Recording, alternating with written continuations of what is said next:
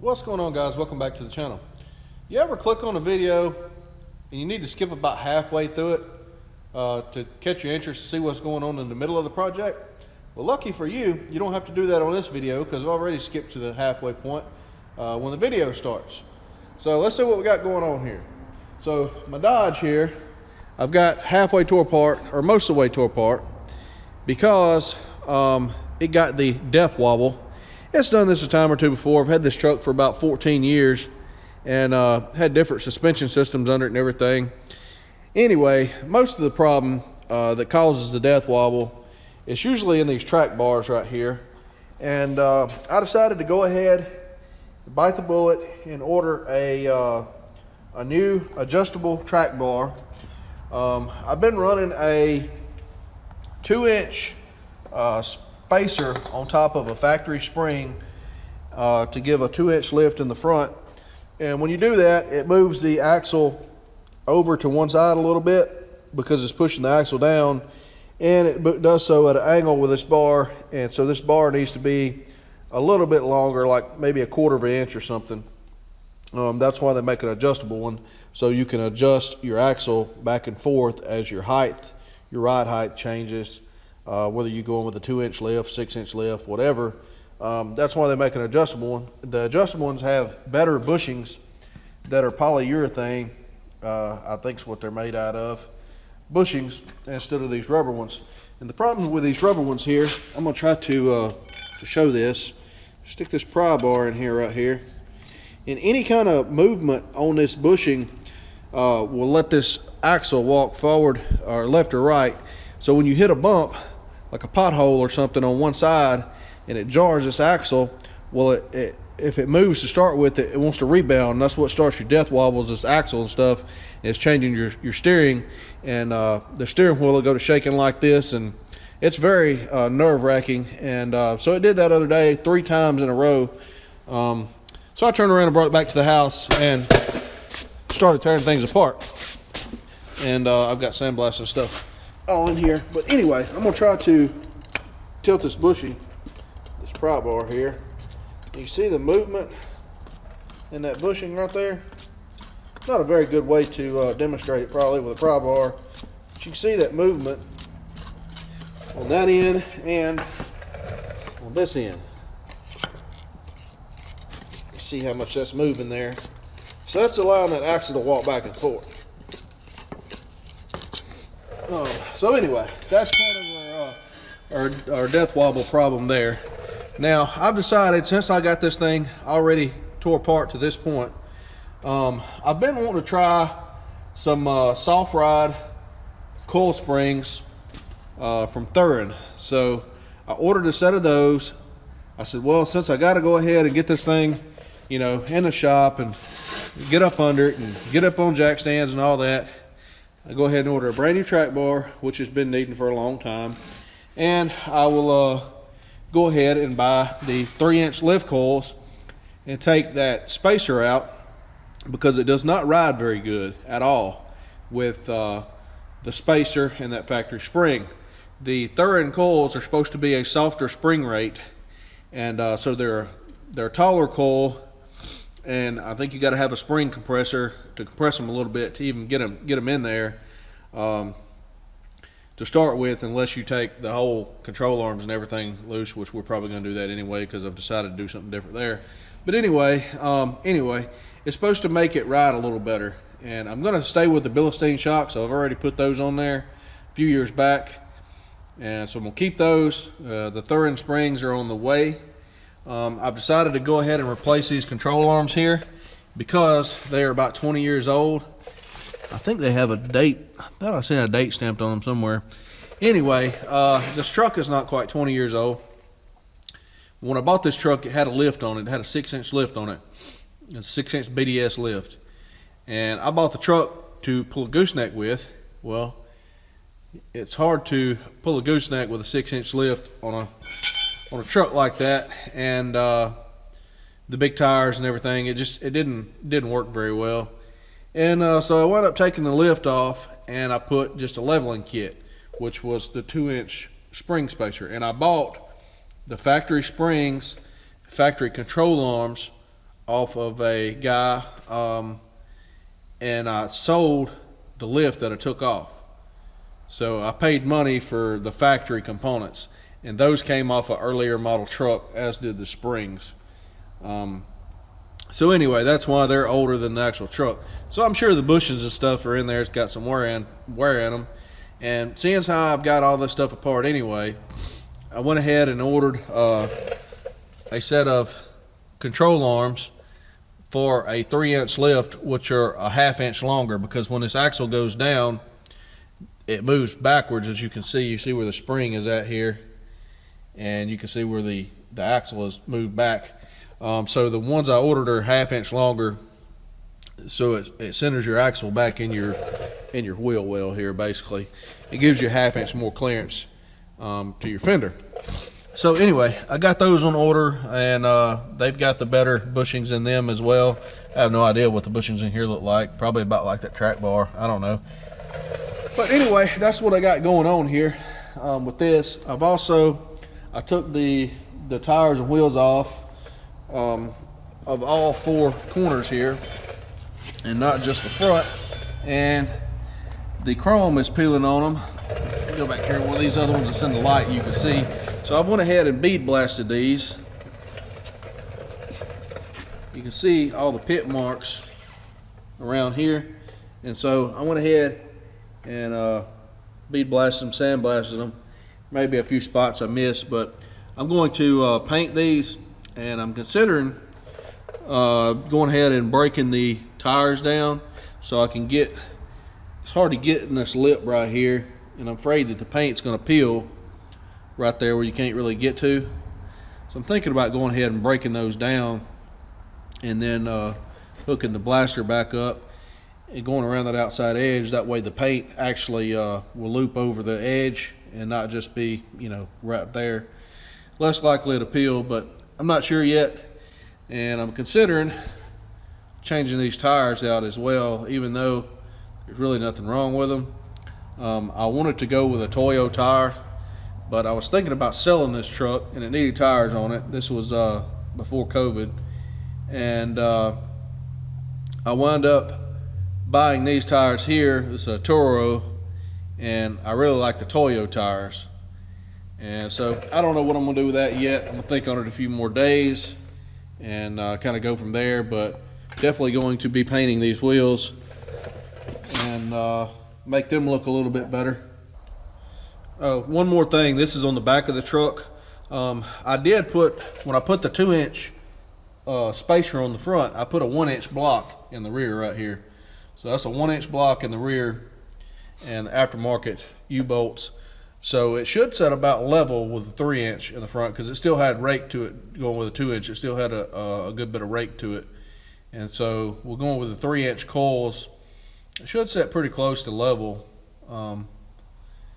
with that 1-inch block in the back. I know with a 6-inch lift, it had a 4-inch block in the back to set level.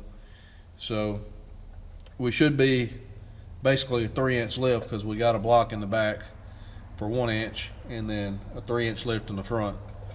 On a 6-inch, as I say, you got 6 inches in the front and 4 inches in the back on these trucks. That's what it had when I bought it. So I'm trying to take this stuff apart here. I've got the upper bolt out here, and I've got the lower bolt out on the back side. I can't get this lower bolt out here on the front side. It's corroded into the bushing. It trusted itself in there.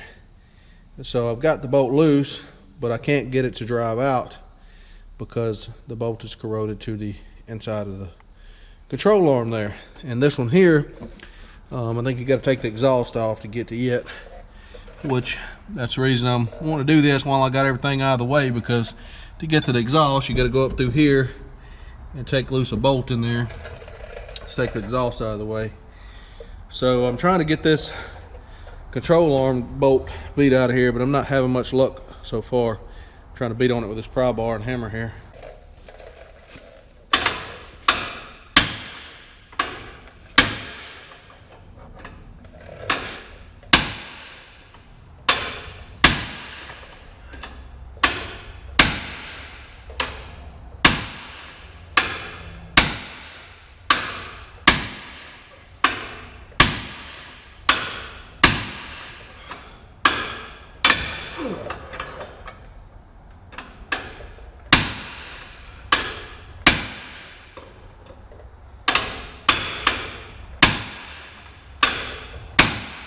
I tried taking the impact wrench and putting on it and spinning it too. I didn't have much luck with that either. Alright guys, I finally got that out of there. These bushings are still pretty good in here. And thankfully this rubber was still bonded to this inner piece here well enough that I just kept, I had to get my air impact wrench. The cordless wouldn't do it, but I got on the inside of this bolt here. It was froze up inside of here. And I just kept going backwards and forwards. And finally it broke the rust loose out of there and the bolt started spinning, and then I was able to get the bolt to come out through there. But I was thinking I was gonna have to cut it there for a bit. But that like turned into a nightmare. But anyway, I got it out of there. Hopefully I can get the other side out of there like that as well. So I'm running into a little bit of issue on the bolts being froze up inside the bushing. The other side come loose, but this upper one on this side here, it's got the same problem we fought on that lower one, and I can't get the bolt to turn inside the bushing. It's froze up. So I'm going to try a little bigger impact wrench here. For whatever reason, all of these bolts on this thing is a different size. None of them are the same. The head size and everything is all different. The one on the other side in this location is 18 millimeter. This one's like a 22 millimeter or something, like 21 millimeter. And some of these other ones, like I say, they're all different. But anyway, we'll see if I can get this on there so I can rotate that bolt, get it to break free inside that bushing.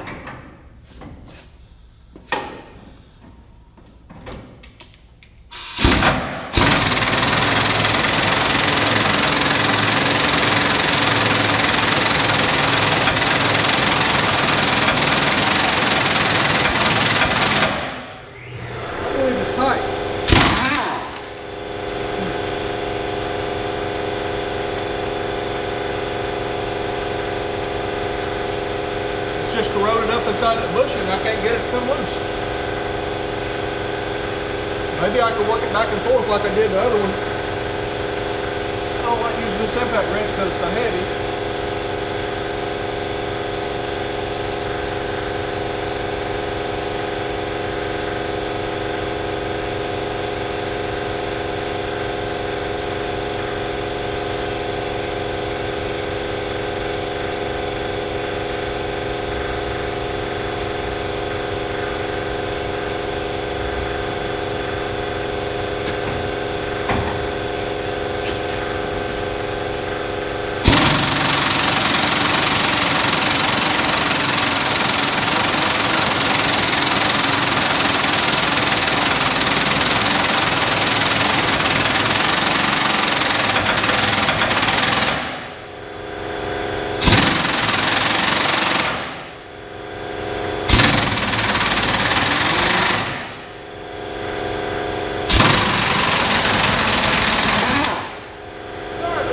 Loose in there.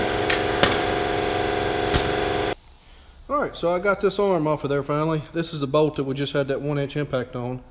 And what happens is the bolt gets corroded inside the steel and you can't get the bolt out. So by hammering on it, we hammered the rust loose and then the bolt come out. A lot of times this steel bushing will turn in the rubber if the rubber's bad, the bushing there is bad. And then there ain't much you can do but cut it out at that point. But the rubber's actually still good in these. I'm surprised. Like I say, these are 20 years old. It's got 12/04 wrote on that one there. So I'm assuming that's one that was built. I'm not exactly sure. Another one's got 10/04 on it. And let's see. No, I'm assuming that's the dates they were built. I mean, I guess it could be some kind of part number. Who knows? That one doesn't have that on it. It's got a number, but it's not like that. Anyway, I think the guy that I bought these off of said they come off a 05 truck. So regardless, they were made in Canada. They got that wrote on there. The new track bar I got ordered is made in Canada also. Ordered it from Bd Diesel up in BC, Canada. So it's on the freight truck now on the way. I'm assuming they had to put it on an airplane to get it here because it'd take way too long the other way from when I ordered it. I looked at the tracking earlier and they said it was coming in here shortly. So I'm assuming they put it on an airplane out of Canada. So I guess we'll have that. The control arms I ordered last. I just ordered those a little bit ago. So it'll probably be like a week before we get those back in. So no big hurry on this project. Just decided I'd go ahead and replace the control arms. That way the axle will be centered. I'm sure the aftermarket control arms, the bushings in them probably won't last nowhere near as long as those did. And they're actually still decent. But it will get the axle hopefully back centered, at least closer to center, further forward from doing the lift and everything. Figured a good time to do it while I was already up under there and getting everything else done. All right, guys, so I've got a few parts in. I got the coil springs in. This is the coil springs I ordered, along with the Moog isolator bushings. This is the factory coil spring with the spacer, the 2-inch spacer I was running with the factory isolator bushing. And you can kind of see the difference there in between the two. Anyway, they did not send me any nuts with the new little piece here that holds the bolts in for the isolator bushing. And so I was going to have to go find some nuts, because these are metric, these are standard, where they just put the bolt in the spacer.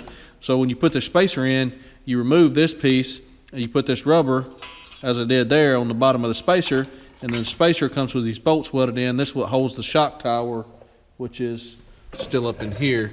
I don't know if the camera picked that up, but anyway, I did find the old ones that I took off 10 years ago that I had left laying over at my parents' house where I did this, in my dad's shop.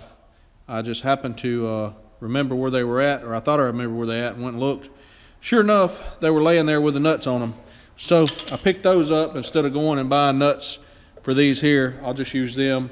And as I say, that just holds the shock tower and sets on top of there like that, and your shock goes in through here and bolts up. So we're gonna go ahead, start trying to put those on. I don't have the control arms yet, and that shouldn't be a big deal. I should be able to go ahead and get the shock towers bolted up, get the coil springs set in there, and maybe get the shocks put back on, as well as the track bar maybe. At least we'll work towards that way. This is the track bar that I ordered. This is from Bd Diesel, and the reason I went with the Bd track bar, there's several companies that make these, but I like the fact that this is a solid forged bar, as you see, whereas all the other ones that I looked at was a tubular bar made out of DOM tube with a bend in it, and then welded on end links, where this is a solid forged bar, just like the factory bar over here, except much beefier. You can see how that's a little beefier than the factory one there. And then you have these jam nuts here that tighten on there, and then the sleeve here that makes it adjustable. Now really, I would just about soon this not be adjustable, because this is kind of if you're going to set it for a 3-inch lift, it's kind of a set it and forget it kind of deal. But anyway, we'll have to sort out the adjustment on it.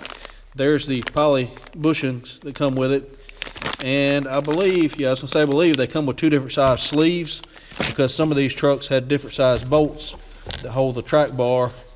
I'm thinking this may have one size on one end and one size on the other. I'm not sure. So it comes with 2 different type sleeves for the different year model trucks there, that has a smaller bolt or a bigger bolt. You can kind of tell that there. Anyway, I don't know why that's open. I guess somebody was looking at something there. Maybe everything's in there. So anyway, that's what we got there. So I guess this is the shock tower here I was talking about. I'll pull this one out. I have to put this in from the top side, I believe, but it sits up there on top, and then your the little thing with the 3 studs that it goes in here that holds that down, and all that good stuff. So anyway, let me grab those and see about getting those installed. So I've got the shock tower mounted back on here, as you see up in here, with a little thing with 3 studs in it in the bottom of the, or the top of the coil bucket, I guess I should say. I'm going to go ahead and assemble the track bar and put it in before the coil.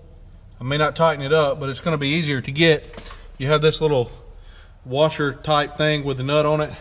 It's going to be easier to get it where it has to go up inside of here with the coil out, because you can see better. To get it in there, it has to slide in behind. See right there where it's at? It has to slide in behind there, and the track bar bolt comes in through here. And so it's going to be a little easier to work with that, with the coil being out of it. And so what I was going to show you is the nuts on here with this Bd Trackbar. One of them is left hand thread, one of them is right hand thread, and the same with this sleeve here. One end is going to be left hand and one end right hand, so you have to figure out which end screws on what part. It's marked right there, L. I think that is correct, or incorrect I mean.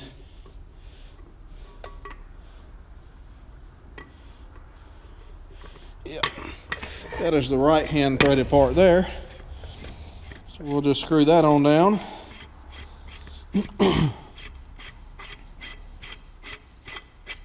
And I'm going to measure and set this thing kind of on the ground compared to the old one, and make it about 1/4 of an inch longer from the center of the hole to the center of the hole.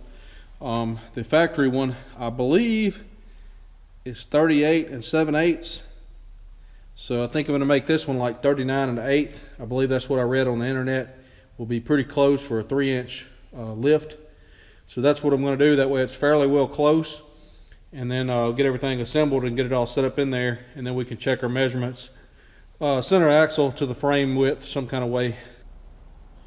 Alright guys, I've got this Bd track bar here threaded together. I'll put some anti-seize on the threads for inside this sleeve. You can see it oozing out just a little bit on the ends right there, so that that thing don't seize up, hopefully. For my particular truck, it takes the bushings with the smaller inside diameter for the bolts. I don't know if you can see that right there. If you use the incorrect bushing for the bolts, you'll have slop, as you see, which is going to give you death wobble. Again, it's going to wallow the hole out and stuff and allow that to move around. So anyway, we want to make sure we got the correct ones. That way we got a little as clearance as possible. So that's what my truck takes on both ends, is that one right there and this one. Like I say, some trucks take one on one end, one on the other. Some take both larger, some take both the smaller.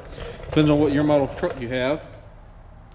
But I've got this thing set to about 1/4 inch longer than what this one, according to tape measure. It's a little bit hard to measure that with the hump in this bar here, the way that they are. But I've got it set to about 1/4 inch longer than that one, which is supposed to be pretty close.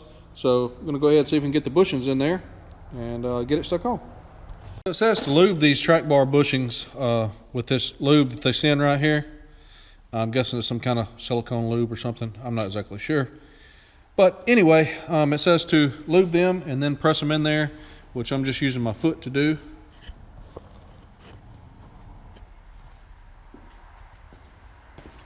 Then it also says to lube the inside of them.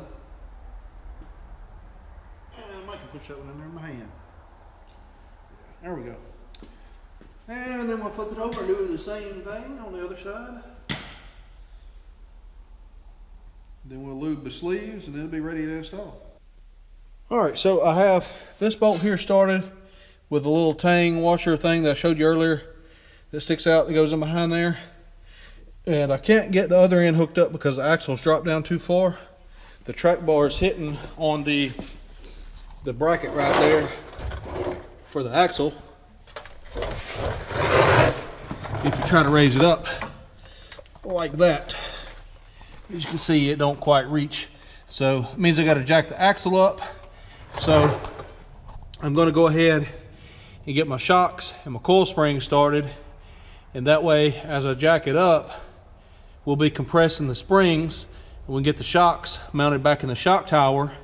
And then we'll be able to come down here and line this up and get the bolt in it and get it all started. All right, so here is our shock and our spring. I'm gonna try to put it in here all at the same time with our isolator on top.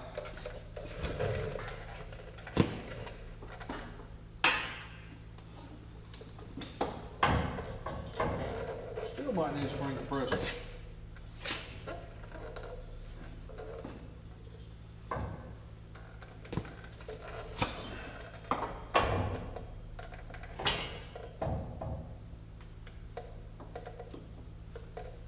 Take that brake hose off and lower the axle some more, I suppose. Do it that way. I don't know if I slip it in from the top side, if it'll go in any better.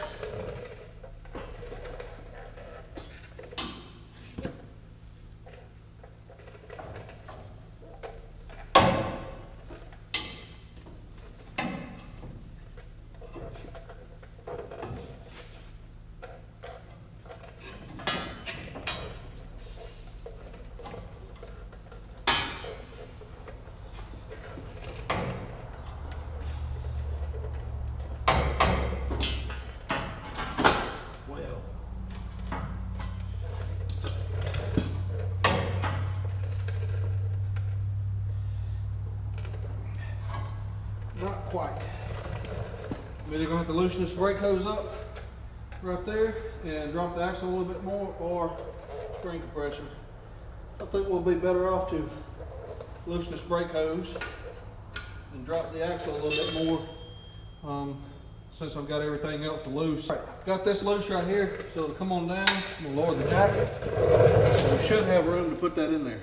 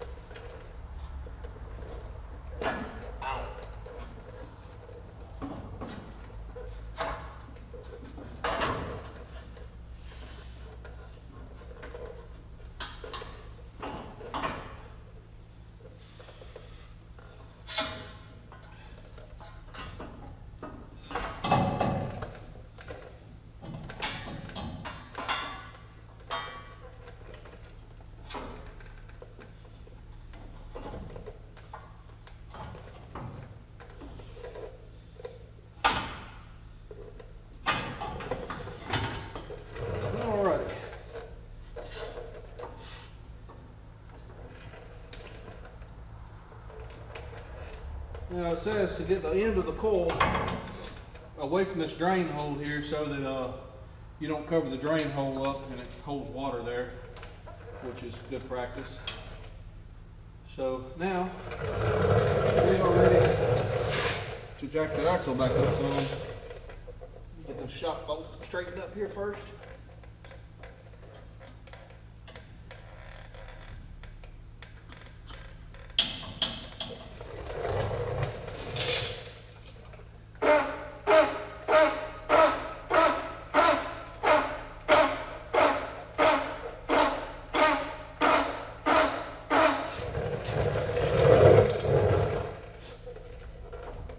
Make sure everything's staying lined up as I go up with it.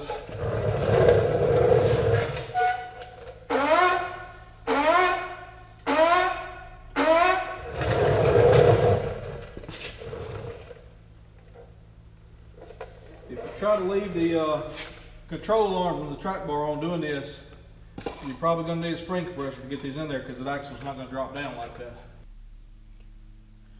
Alright, so I've got everything under there that I've got so far.